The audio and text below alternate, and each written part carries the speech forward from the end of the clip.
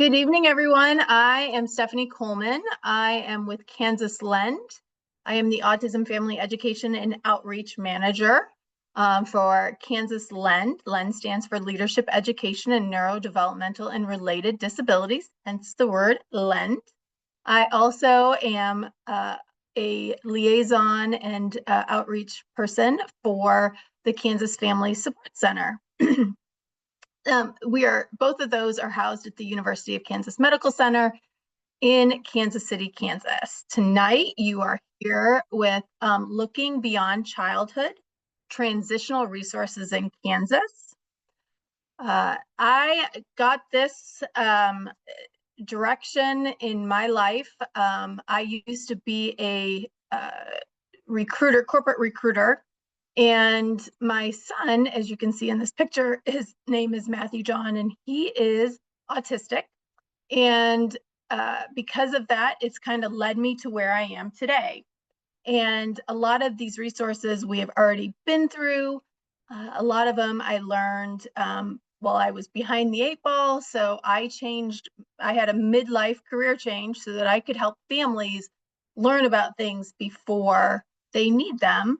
Unlike I had. So hopefully this will get out to many of you and help with those changes. So a little bit more about me. I always say, a super mom to Matthew John. I think parents are always super to have their kids in their lives and continue to advocate for them.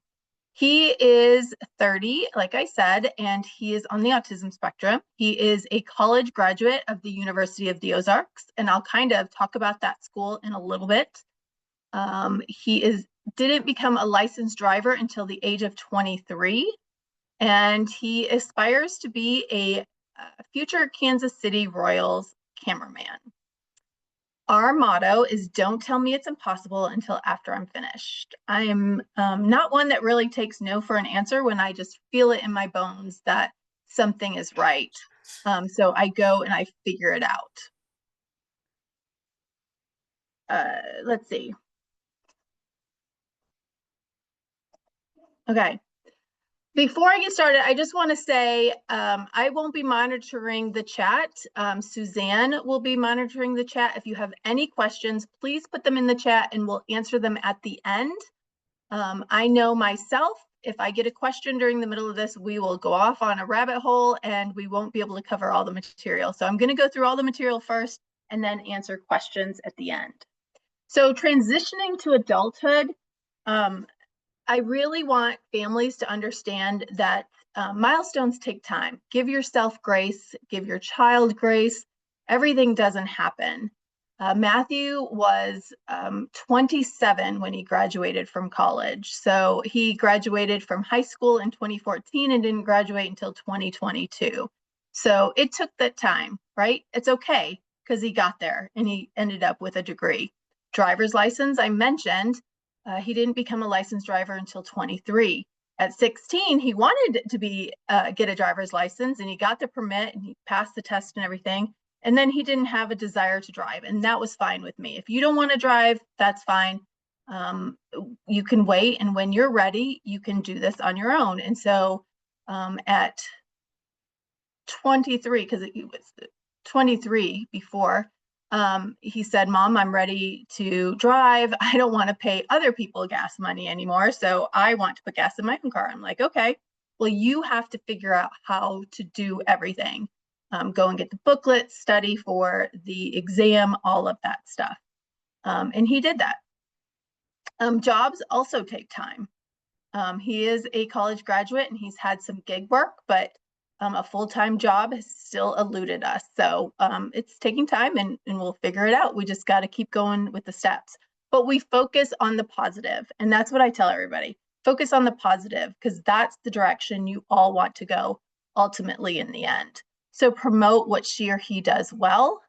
If that's something that could be a career, start building that and promoting that within them as early as possible and see. And then stay patient and positive. I know from myself that staying patient isn't always easy, but stay patient and positive because it may not look the same as my son's, but everything will happen on their own timeline. So to jump right in, we're going to talk about vocational rehabilitation. Vocational rehabilitation is a state-run program that is federally and state funded. They have several different programs for those in college, or in high school and after high school. So the pre-ETS program is the Pre-Employment Training Services Program. This can start at the age of 15 and help them start figuring out what they want to do in the future when they graduate from high school. Do they want to go to college? Do they want to go to a technical school? Do they want to go straight to work? They can help start figuring those pieces out and also start working and getting that job experience. It helps with job assistance and job coaching. So some individuals need an extra little help, maybe the first 90 days or so on their job to help them figure out exactly everything that an employer wants them to do. So there is job coaching and job assistance. Also, I mentioned the training and education. So after high school, if say you want to become a vet tech or a nurse or go to culinary school or go to college like my son did, their VR does pay for those services to help them get trained to end up getting a job, which is competitive integrated employment for them. So once they're working, if they are receiving any other services like Social Security or Medicaid or anything like that, Working Healthy program, and something else I did not put on here is STEPS. The STEPS program can help them continue to get their supports that they receive, such as Social Security or Medicaid or the waiver services, and continue to work.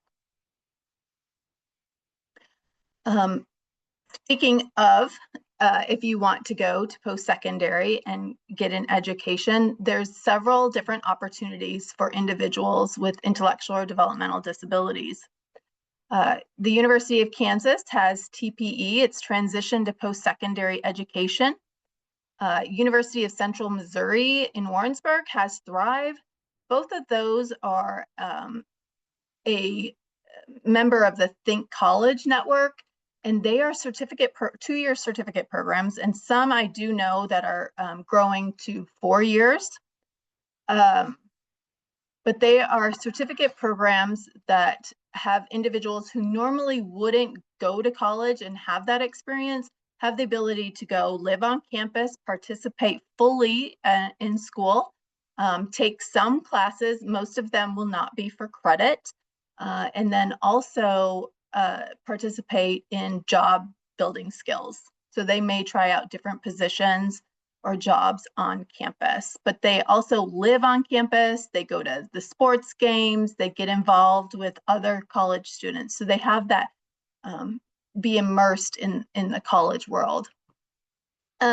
This community colleges, a lot of colleges have what's called access services to help individuals that need extra services, such as note-taking, extra time for tests, tutoring, all of that. This specifically is Johnson County Community College in the Kansas metro area, but most colleges, community colleges, have that. You just need to ask your local college. Johnson County Community College also has the CLEAR program. It's a little bit similar to KU TPE and Thrive, where they do everyday living, independent skills and that kind of thing at the CLEAR program. The University of Arkansas in Fayetteville has an autism program. I don't know as much about it. It's about 10, 11 years old, but it supports individuals who are going to the University of Arkansas get through the program. The University of the Ozarks is the one I do know most about. It's Jones Learning Center. This is where my son Matthew went to college. They have an amazing program there. The Jones Learning Center supports individuals around their executive functioning skills. So for Matthew, basically he went there and he received support. He had an education advocate every single day for 30 minutes.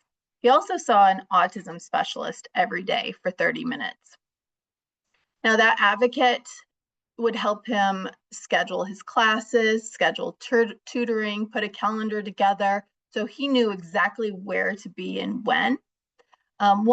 He had tried Johnson County Community College once, and he had to go to the math lab, right? And he went to the math lab, and about an hour or so later, he came home to me, and I said, well, how did it go? And he said, it didn't. I said, why not? He said, nobody came up and talked to me. And I'm like, well, honey, you have to go and ask for support. And that's just not in his nature to do that. And so at the University of the Ozarks, they would schedule him with a writing person. So he'd go to the writing lab, but he'd already know who he'd be meeting with. So it's pretty cool. They only accept about 7 to 8 individuals every year because they do live in a dorm on campus together. After that first year, they can live wherever they want, on or off campus.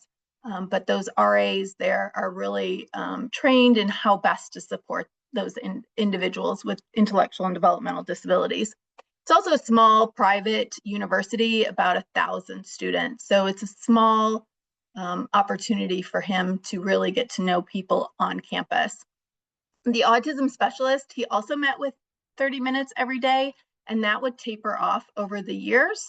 So by senior year, he's just doing drop-bys if he needed help and support.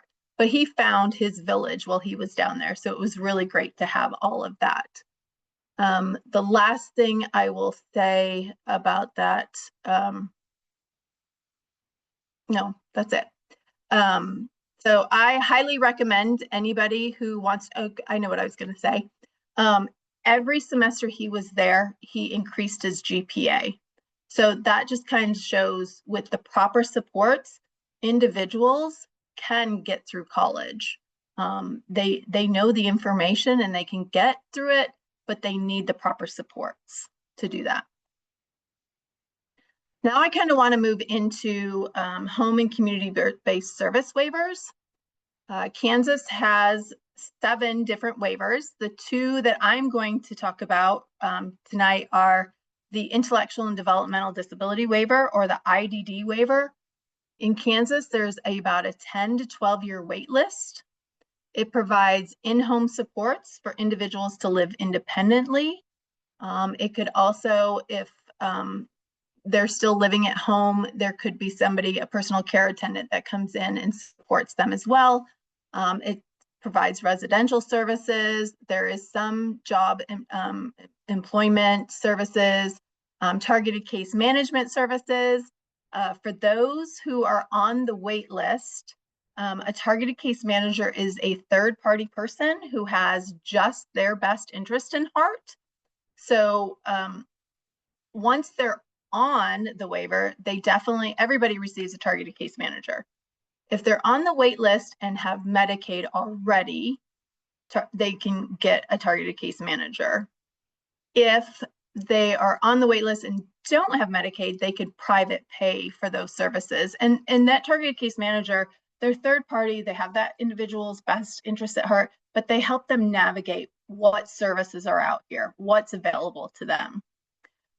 The IDD waiver, individuals can sign up at the age of 5. If they qualify, I encourage you, if you hadn't heard about this, get them on there ASAP. I don't know sadly, how many families I hear from after a high school and say, now what? And I ask them about this waiver and they've never heard of it before. So it's really important to get this information out there to families so that they can get on that wait list to get supports. I've had families that will tell me and say things like, oh, well, I'm sure little Johnny or Sally won't need those services when they're older. Well, that's great. But I tell them, you don't know that for sure. And so to be safe, put them on the wait list. When they get up there, if you don't need those services, great, decline them. Somebody else will have the opportunity to receive those services. But it's really important to get them on that wait list sooner rather than later. These services are paid for by Medicaid, and they will, once the individual is 18, everything is based off of their income. which usually will end up qualifying for Medicaid. Another waiver that is coming in next year, I think the last I heard it was going to be probably piloting out around 2026, is the Kansas Community Support Waiver. I don't know enough about that to share out, but there is a website here, and I encourage you to go and check out that website yourself. They will be providing a lot of the supports I mentioned in the IDD waiver, not just fully the same services. Like, they won't be offering residential services for those individuals on the community support waiver. Both of these will be housed, and so the front door is your local Community Developmental Disability Organization, or the CDDO. There's 27 across the state of Kansas. If you put in your county and the Kansas Community Developmental Disability Organization, it should pop up with what your local one is. Johnson County has their own individual, as does Wyandotte County and probably Sedgwick and Shawnee County, but some of the smaller counties will have a lot more that come together and share a CDDO. You only have to call them up and say, hey, I want to get my child on the IDD waiver, and they'll take it from there and tell you what supports you need for the paperwork. In the autism clinic, if we have a child that is not yet 5, say there's a child that's 3 years old in the autism clinic just receiving a autism diagnosis, I encourage those families to get on their phone, swipe 2 years forward, and like a month before their 5th birthday, put that on the calendar to call your local CDDO and get them on the IDD waiver. It's that important to do that. Social Security. We're going to talk about Social Security here for just a minute. Most individuals with disabilities that have never worked will qualify for called Supplemental Security Income, or SSI. These are for individuals who have, if they've worked very little and still qualify for services. Once they're 18, that individual is totally supporting on their own assets and income. Anybody under the age of 18 will be based off of the parent's assets and income at that time. You can apply when they're 18. You have to wait till their 18th birthday to actually submit the application. But again, if you're doing it before that, you can do that at any time. You can get on this website to start the process of applying. I encourage anybody who applies, send all the information that you can to support your child's diagnosis, or the young adult's diagnosis. If they deny your request, I would appeal immediately. Sometimes they deny the request because they need some more information. So appeal that. The great thing about appealing that is, let's say you applied today for Social Security SSI, and today is October 23rd. January 1st, you found out it was denied, and that's pretty quick. With the shutdown and everything happening right now in October of 2025, that's probably not going to happen, because I think even when they are open, it takes about 6 months. So let's just say, though, January 1st, you appeal that denial, and April 1st, you get approved. Your child will get back pay all the way back to today. So it's really important that you appeal that and move that forward that way, versus saying, oh, he doesn't get it, we'll try again some other time. This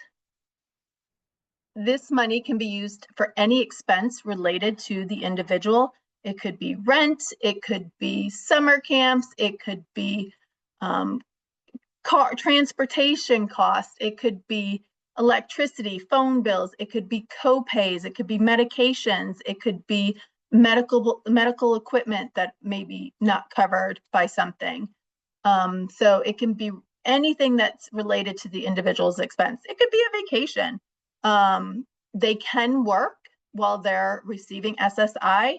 There's a calculation, I think, for every $2 an individual makes, they lose $1 in Social Security. Don't quote me on that, but that, I think, is the math that does that. Here's the kicker. They can only have a resource limitation of $2,000. That $2,000 could be savings accounts. It could be an insurance.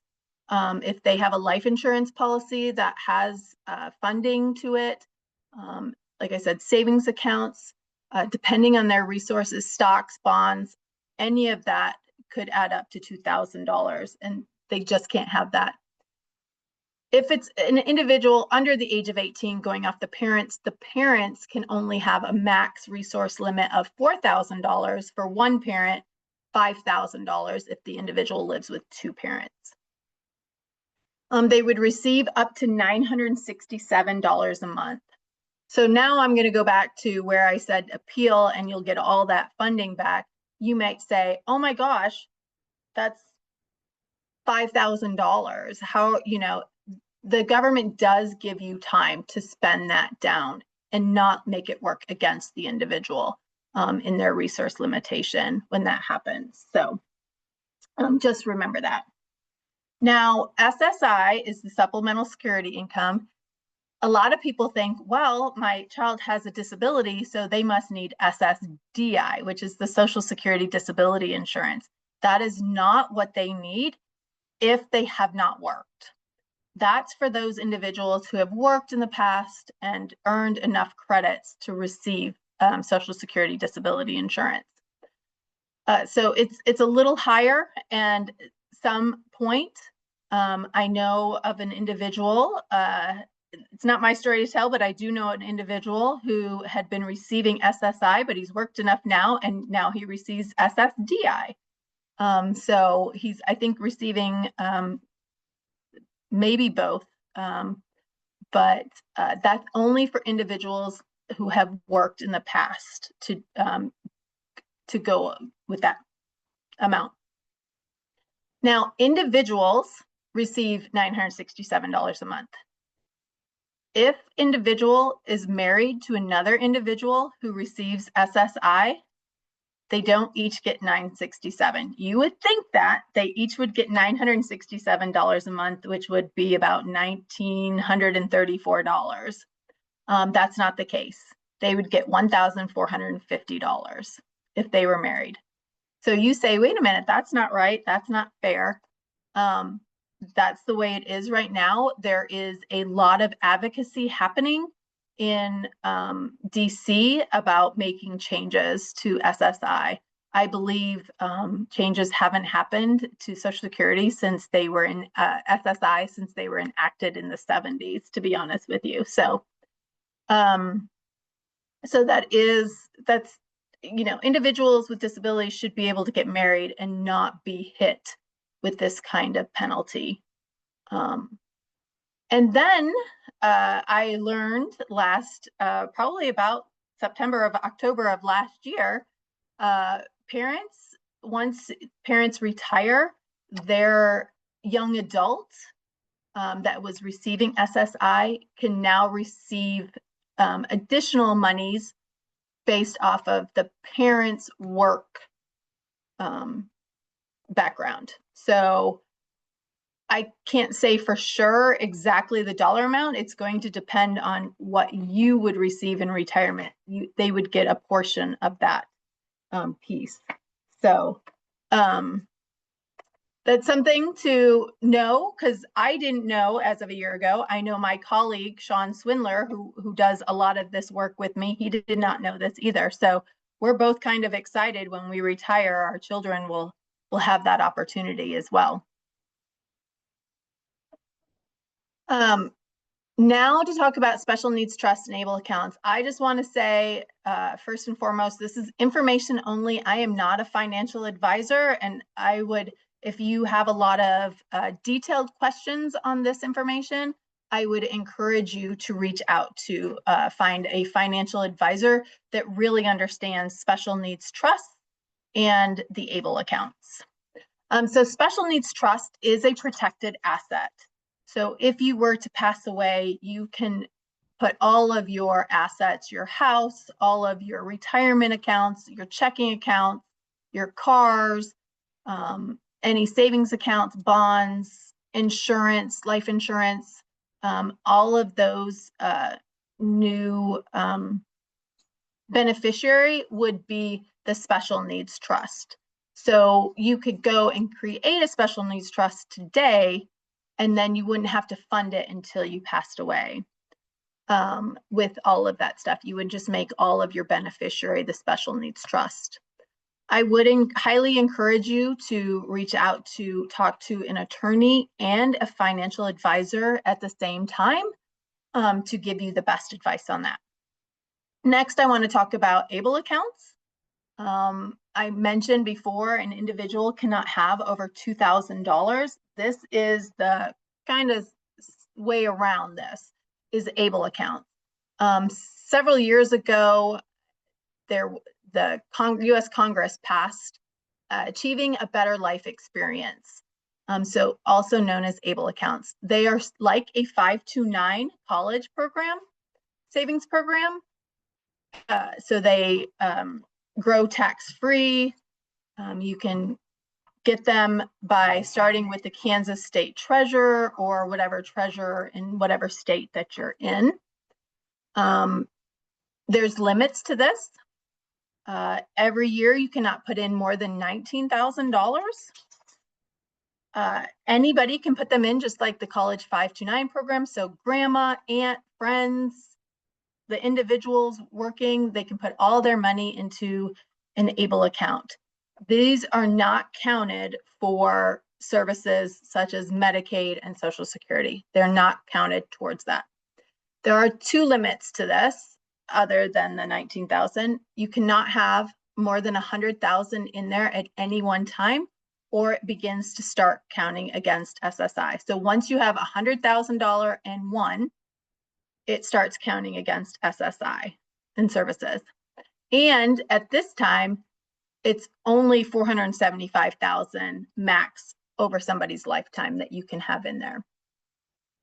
An individual has to have had a disability diagnosed before the age of 26. Starting in January, that will be 46. The Congress did make that change to start in 2026. So that individuals who might be veterans or had a car accident or some other traumatic brain injury or something else happened to them, they can also use ABLE accounts. With that, we'll roll right into guardianship and supported decision-making, and this is really important. Again, information only. I'm not an attorney. This is not legal advice. Guardianship versus supported decision-making. And I can do a whole session on this on another day, but I really want to talk about Kansas is one of the worst states in the US for individuals going out of high school straight into guardianship. And we need to change that. Not everybody needs guardianship. I'm not saying there aren't people that do need guardianship, but not everybody needs guardianship. A lot of people, just like you and me, need supported decision-making to help make some of those big decisions. So that's exactly what supported decision-making is, helping an individual make decisions. I helped my son make decisions when he was a little kid, like from, did you want to watch Mickey Mouse or Winnie the Pooh? Do you want to wear the red shirt or the green shirt with a collar? You're helping individuals make decisions. Do individuals make stupid decisions sometimes? Absolutely. I've made a lot of stupid decisions, but I had that right And individuals with disabilities have just as much of a right to make those stupid decisions as any one of us. I bought a house in 2019. Did I make that decision on my own? No, I consulted people. When I buy a car, I consult people. When I have health decisions to make, I consult people. Individuals with disabilities can do the exact same thing.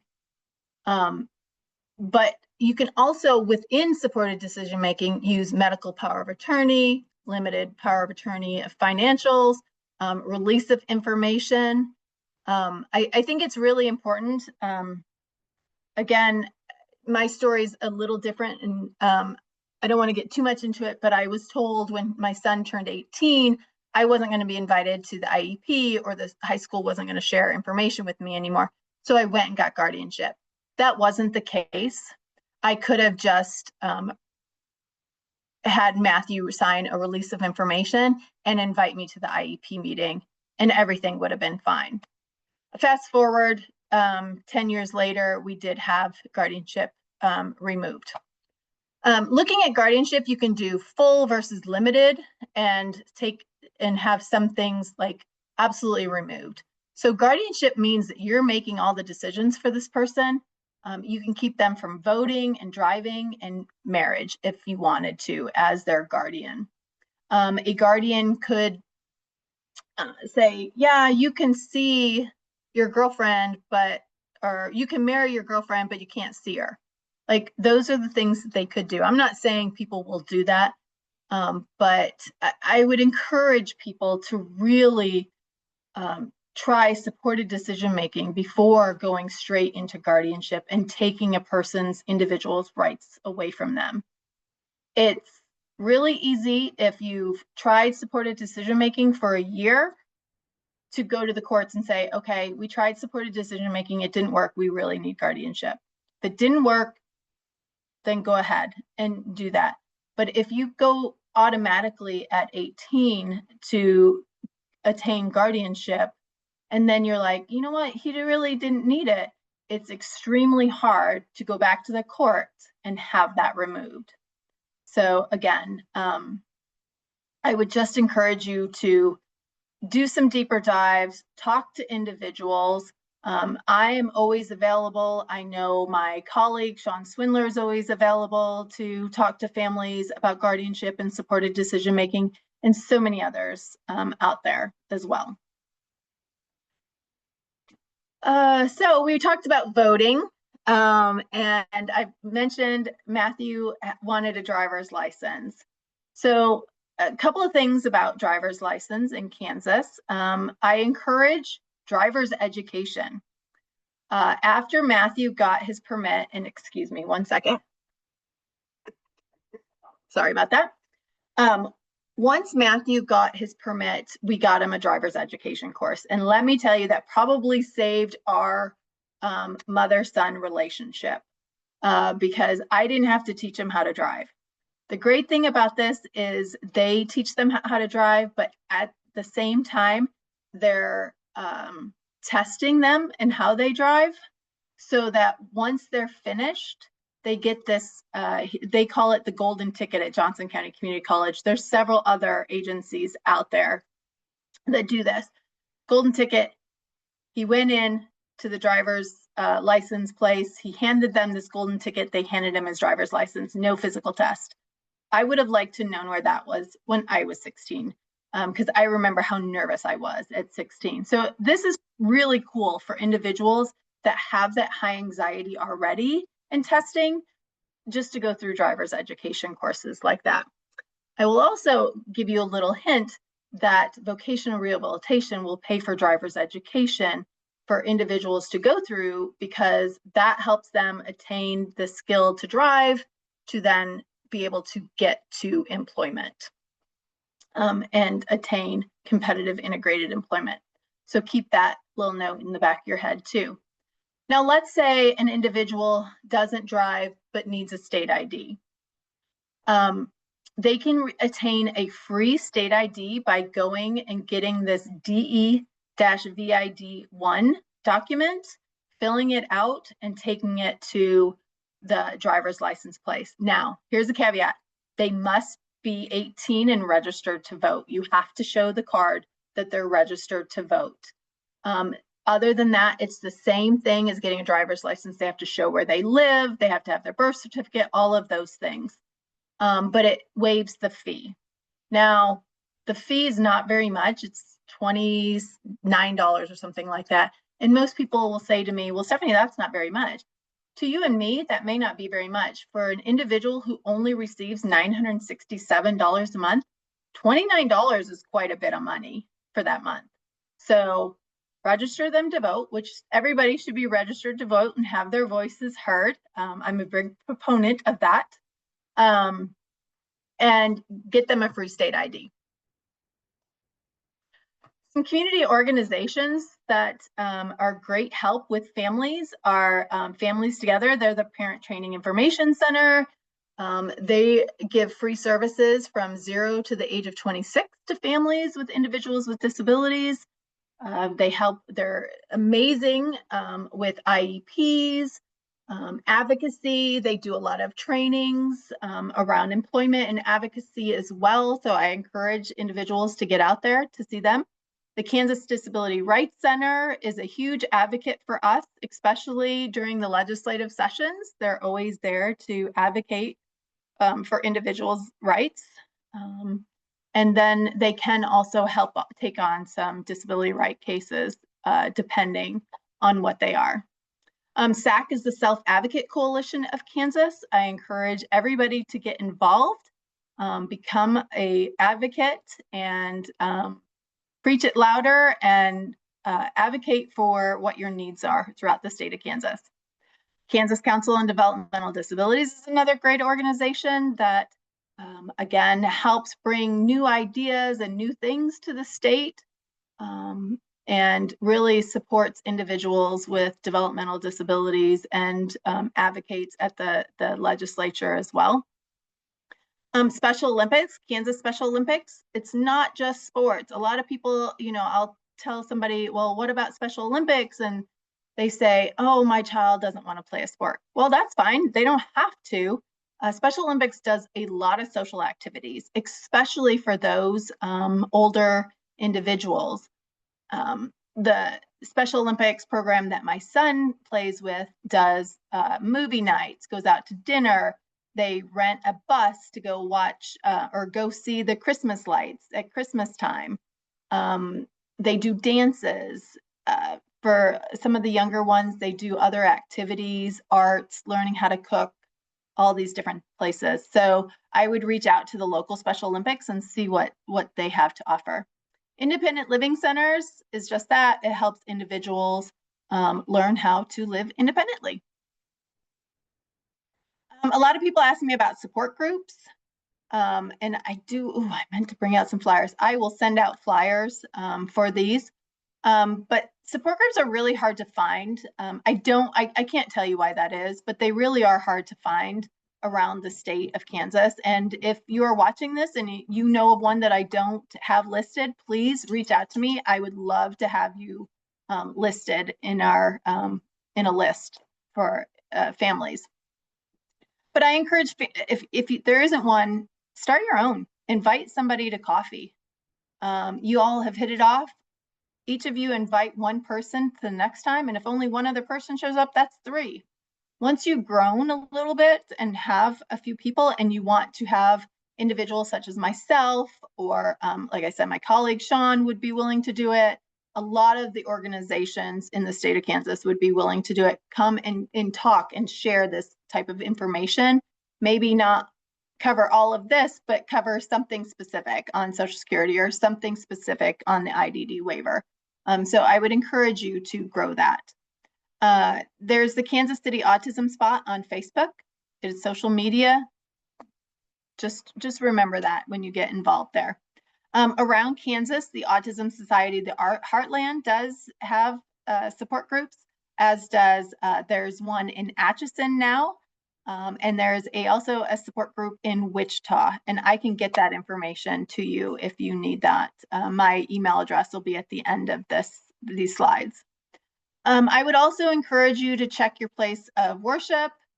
for support groups as well. And then Families Together, I mentioned them already. They have a parent-to-parent program, so you can reach out to them and they can get you connected with another parent as well. Social supports. Some of these are just specific to the Kansas City area. I would love to know more and add more to my list. Again, if you're hearing this and you live in other areas of the state, we would love to gather all of these up. So in this area, there's the Girls Night Out program, which also trains facilitators. So if you want to bring Girls Night Out to somewhere in the state, Garden City, Salina, Hayes, some of those smaller towns that I don't know the names of, and I apologize for that. It's here at the University of Kansas Medical Center, and they do facilitator training for that program. Special Olympics, I mentioned that one already. SOAR, Matthews Ministry, and Joy's KC, those three are all faith-based. And so I would encourage you, again, to check out other faith-based. And then something I just learned last weekend that is pretty cool is PBS Kansas started a virtual book club. So just Google PBS Virtual Book Club. It is for individuals with and without autism from the ages of 18 to 35. They can be anywhere in the country. It doesn't just happen to be here in Kansas. It's just that PBS Kansas started it. I think they've already started their fall one, but watch for the next time. I think that's really cool, is to do a virtual book club. So check that one out as well. A little bit more about Kansas Family Support Center. I mentioned I am a part of Kansas Family Support Center. We also there do webinar series for both professionals and families. You can find past webinars out on YouTube. You just go out to YouTube and search for Kansas Family Support Center.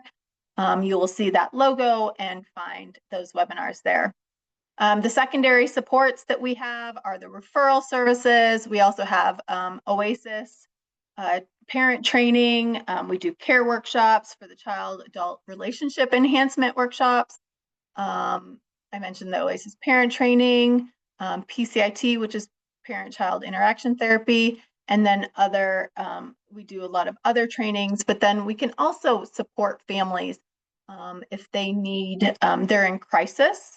We can help them figure out what's going on, how can we help, where's the gap, where's the need.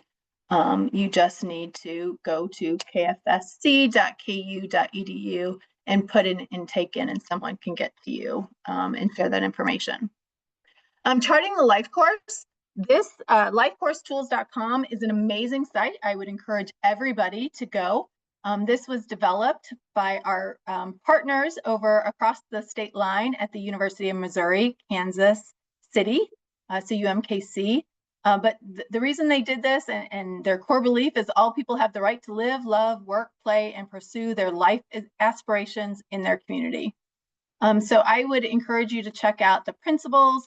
The star and the trajectory are my two favorite things that they have. The trajectory to me is when I was a kid in the 80s, we would pull out pictures of shoes or cars or a sweater or a house that we wanted, and we'd put them up on the wall.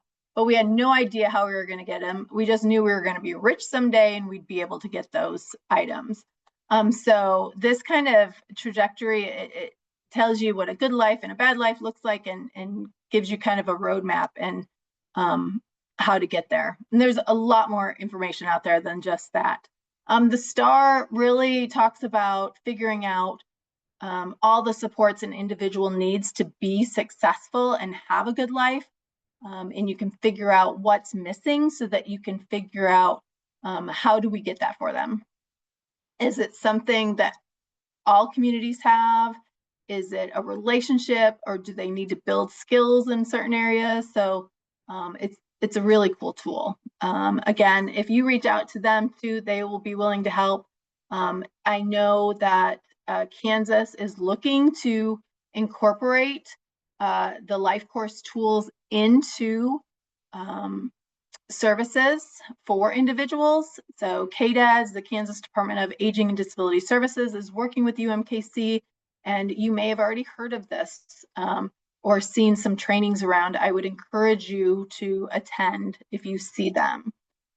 Feel free to reach out to me if you have questions. I can connect you. I can tell you more about these opportunities.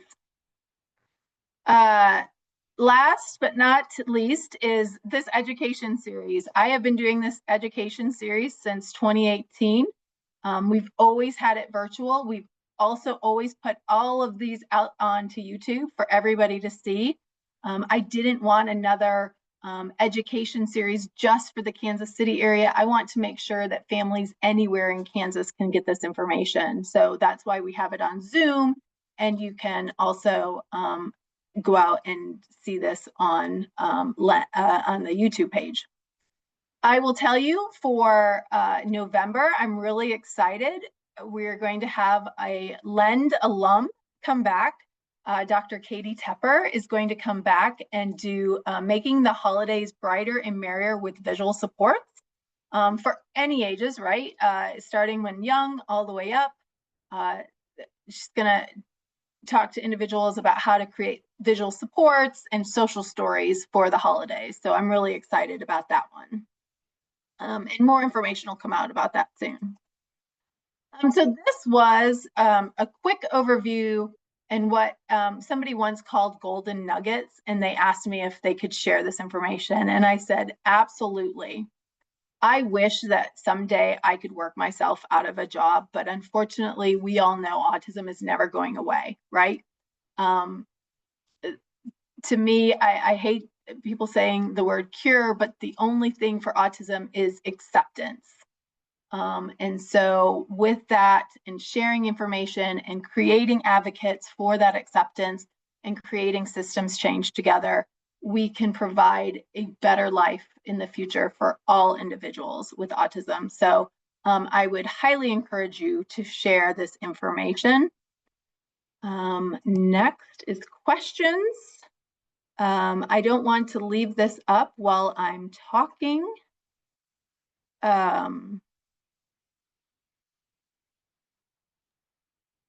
Let's see, but I do want to share my email address in case you don't have it real quick. My name again is Stephanie Coleman. My email address is scoleman3@kumc.edu. And don't tell me it's impossible until after I'm finished, because if there's a will, there's a way. I'm going to find it. I'm going to tell my story. And that's what I tell families too. If you really believe that your child could be successful with just this one thing, keep telling your story. Even if you have to tell it 25 times. I've done that before. I've gone to DC and Congress to talk to legislators before. I've kept telling people my story.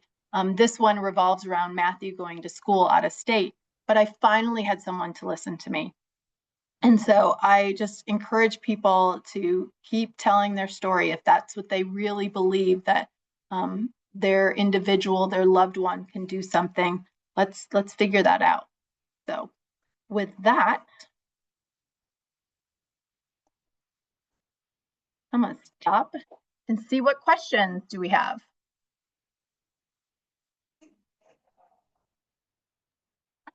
Sorry, I was getting ready to say them and then something popped up on my screen and I could not find a way to make it go away. There were actually no questions in the chat. I did let Veronica know that this was being recorded, and so Yes. we can get her the YouTube link and she can share that with her friend. And then Aubrey did mention that everything that you shared today is stuff that a targeted case manager can also walk people through. Yes. So. And they should be, yes, absolutely. Targeted case managers should be those individuals that are walking families through this information. Oh, Suzanne, if you're talking, you are still muted. Nope, I went ahead and muted myself. That was the only thing that was in there. I did pop in the chat the link for the STEPS program, and that is through Working Healthy in the state of Kansas. Yeah, So I am going to, since we have a couple of minutes and no questions, I'm really surprised, but that's okay. This is a lot of information. I did go through it really quick, but we're here to help. Your targeted like Aubrey mentioned, your targeted case managers are here to help. Sean Swindler, my colleague, is here to help. This is what we do on a weekly basis, help families navigate some of these supports and services and resources. So with that said, I'm going to give Sean a minute to say, hey, what did I miss? What did I forget? What do you want to add? I'll do a note on the STEPS program. STEPS is really in place to support people who are on the waiting list on any waiver, the IDD waiver or PD waiver, a waiting list to have a job. So if your child is on the waiting list or young adult is on the waiting list, and they work even a few hours a week or even doing a volunteer job, STEPS can actually provide them with the same kinds of supports that you seek on the IDD waiver, which means hours of support of a supportive home care worker or a PCA to help them do things that can prepare them to keep their job. They can also help subsidize some transportation, things like that. And there's a pretty big menu of things that they can do to make sure the person remains employed and to make sure that the person is not losing a job because they don't have adequate supports. And it's probably one of the best kept secrets in the state. So if you have a person on the waiting list and they are working or they're almost going to start working, STEPS is really an important thing to look into or to sign up for. As far as the case management, STEPS has its own case management system. So you do get a case manager if you're on the STEPS program. It's just somebody different than your IDD waiver case manager because the menu of services and how the plans work is different than how the IDD waiver works. So you have to have people who are specialized in that. But that STEPS program could be really important towards helping somebody maintain their employment. And then the other note I'll make on the community support waiver that should be coming in late 2026 or in 2027. That is a waiver that has the same qualifications as the IDD waiver. So if you qualify for IDD waiver, you will qualify for community support waiver. There should be a lot less of a waiting list. They're going to offer 500 slots in the first year and 500 more the next year. And the exciting thing with the community support waiver, a drawback is it's capped at $20,000 a year of service, which sounds like a lot of money, but it's really not when you start adding up other kind of services people need. So it's not going to include 24-hour residential or day services. But it does include what's called individual budget authority, which means that the person gets to control their entire $20,000 budget within reason. You can buy a gym membership, you can do non-traditional services, you can hire an athletic trainer, all sorts of things that might really benefit a person to be integrated into their community or to be healthy, that aren't a part of the normal waiver. I know Aubrey said something about losing the opportunity to be a part of the IDD waiver. That's not settled quite yet. Essentially, they're going to offer the community support waiver to folks who are on the waiting list. If you are not successful on the community support waiver, or if you need more services than what that waiver indicates, you will have a spot on the IDD waiver. No different than the crisis request process or anything like that. And they are working out what that process looks like. So there, it's still to be seen how that exactly works in terms of crossing over between the two waivers. Anything else? Well, I will just say thank you for those who attended tonight, and for those of you who are watching later. I know there's many of you who said you couldn't attend tonight, so for those of you watching later, please reach out. We do know that that was a lot of information in a really short amount of time, but we're here to help. We're here to navigate and help you get into the right direction so that you can find your support that you need long-term for your individual. So with that said, thank you, everybody, and have a great night.